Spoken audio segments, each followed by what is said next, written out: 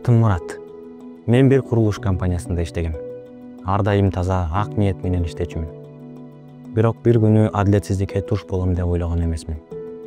Андай учур болуп, чөнтөгүмдө тыйын жок калган күн келди.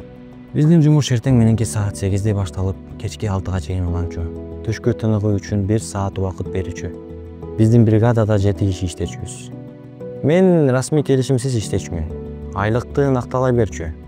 Башында баары жакшы болчу. Айлыгымды убагында төлөп турушчу. Бир күнү жетекчи айлыкты кечиктирип, качып жүрө баштады. Качан барсак элек эртең берем деп кое берчү. Бирок ошол эртең эч качан келген жок. Бир жума, 2 жума айлап күттүк. Мен болсо сабыр кылып, үмүтүмдү үзбөй жүрдүм. Акырында чыдабай акчамды талап кылганда, жетекчи жөн гана сен жумуштан бошотулдуң деп айтты. Эч кандай түшүндүрмөсүз, акчамды да берген жок.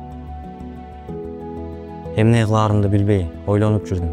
Бир күнү соц тармактардан акысыз юридикалык жардам жөнүндө маалыматты көрүп калдым. Өзүмчө ойлондум. Аракет кылып көрсөм окшойт.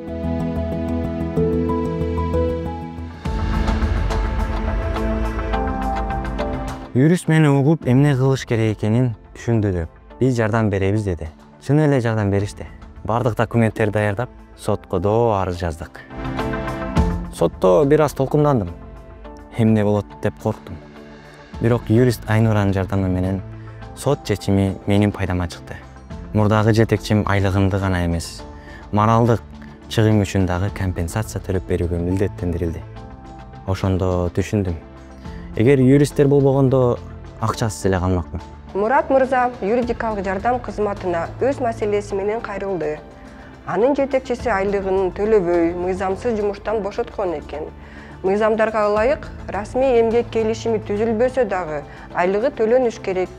Биздин кызмат тарабынан адвокат дайындалып, доо арыз жазууга жана сотко керектүү бардык документтери даярдап берилип, сотто толук юридикалык колдоо көрсөтүлүп, натыйжада соттук чечими Мураттын пайдасына чыгарылды. Эмгек кодексине ылайык, кызматкер жумушун иш жүзүндө аткарган болсо, иш берүүчү ага эмгек акы төлөөгө милдеттүү. Жада калса тастыктоого мүмкүн болгон ооз-эки келишимдер да юридикалык күчкө ээ болот. Күбөлөрдүн көрсөтмөлөрү, кат жазышуулары жана иштин аяктагандыгын тастыктаган башка документтер буга далил болушу мүмкүн. Ошондой эле Жарандык кодекстин 41-беренесине ылайык, кызматкер төлөмдөрдөн качкан учурда карызды гана эмес, моралдык зыяндын ордун толтурууну да талап кылууга укуктуу. Бир нерсени түшүндүм. Сен алдап жатышса, унчукпай отура бербеш керек. Юридикалык жардамга кайрылсаңыз болот. Бул акысыз.